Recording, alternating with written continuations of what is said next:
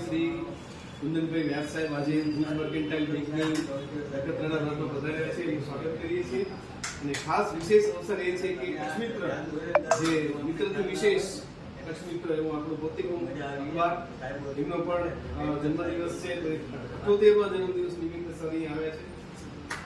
હાર્ટલી welcome sir.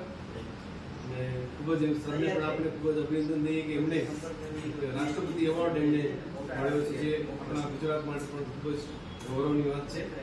Thank you so much sir. શુભેચ્છા